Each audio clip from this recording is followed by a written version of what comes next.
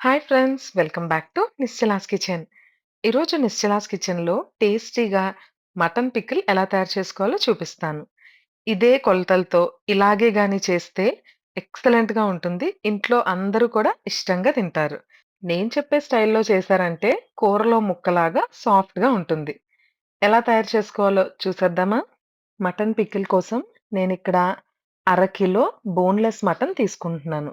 అరకిలో boneless mutton తీసుకొని, శుభ్రంగా 4, 5 సార్లు వాష్ చేయించుకుని, ఇలా చిన్న చిన్న ముక్కలుగా కట్ చేయించుకోవాలి.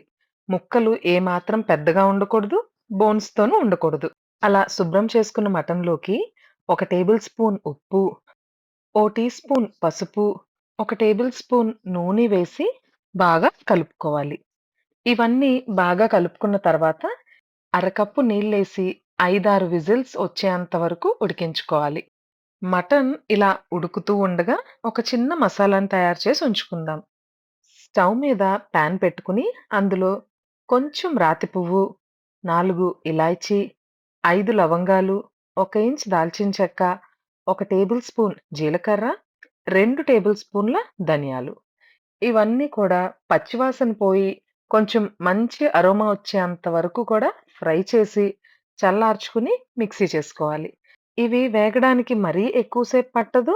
అండ్ కంప్లీట్‌లీ చల్లారిన తర్వాత మాత్రమే మిక్సీ వేసుకొని పౌడర్ చేసి ఉంచుకోవాలి. ఇంతలోపు మన మటన్ ఉడికిందో లేదో చెక్ చేద్దాం. చూడండి ఎంత సాఫ్ట్‌గా ఉడికిందో. అరకిలో మటన్‌కి మనం అరకప్పు నీళ్ళే వేసుకున్నాం కదా! అయినా కూడా వాటర్ ఇంకా మిగిలున్నాయి. ఇప్పుడు ఈ నీళ్లు ఇనికే వరకు స్టవ్ మీద పెట్టుకొని ఈ మటన్‌ని కుక్ చేసుకోవాలి.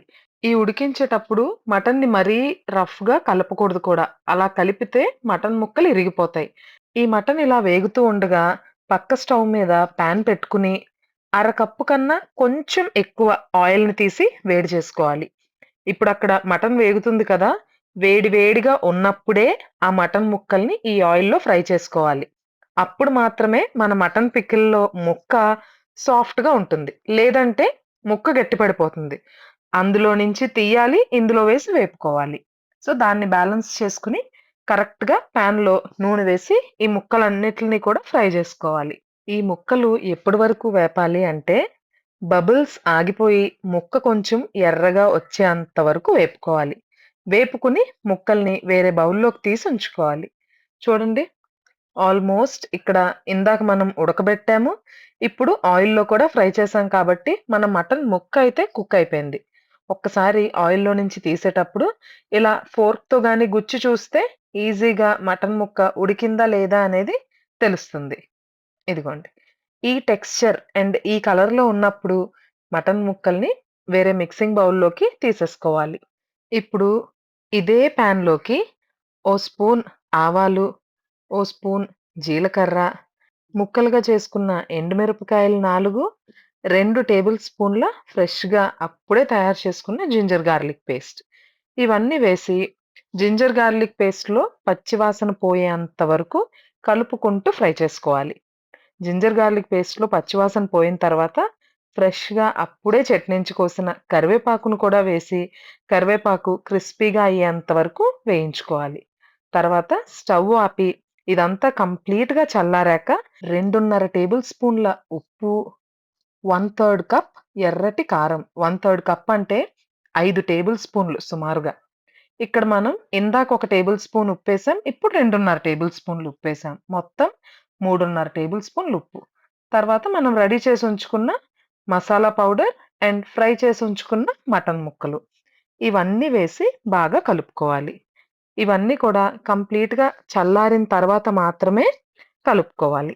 ఇవన్నీ చక్కగా కలుపుకున్న తర్వాత ఇందులోకి ఒక టేబుల్ స్పూన్ పొట్టు తీసి కొంచెం కచ్చా పచ్చాగా దంచుకున్న వెల్లుల్లి రెబ్బలు. ఈ వెల్లుల్లి రెబ్బలు కూడా వేసి కొంచెం బాగా కలుపుకోవాలి.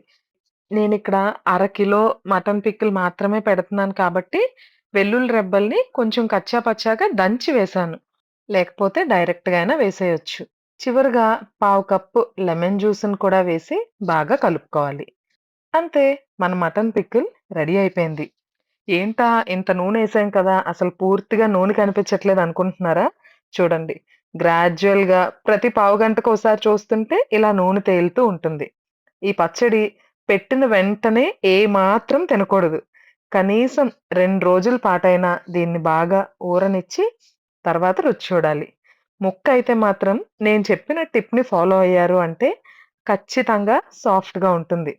చూడండి 2 రోజుల తర్వాత మటన్ ముక్క ఎంత సాఫ్ట్‌గా ఉందో. ఇలా ఉండడానికి టిప్ ఏంటి అంటే మటన్ ఉడికిన వెంటనే చల్లారనివ్వకుండా ఆయిల్‌లో వేడి వేడి మటన్‌ని ఏపుకోవడమే ఈ టిప్. నాన్ వెజ్ ప్రియులకి ఇలాంటి నాన్ వెజ్ పికిల్ ఒక్కటుంటే చాలు. ప్రతిరోజు ఫీస్టే. చూడండి నోరు ఊరిపోతుంది కదూ! 2 రోజుల తర్వాత నూనంతా ఇలా పైకి తేలి మన మటన్ పికిల్ నోటికే కాదు కంటికి కూడా విందవుతుంది. ట్రై చేస్తారా?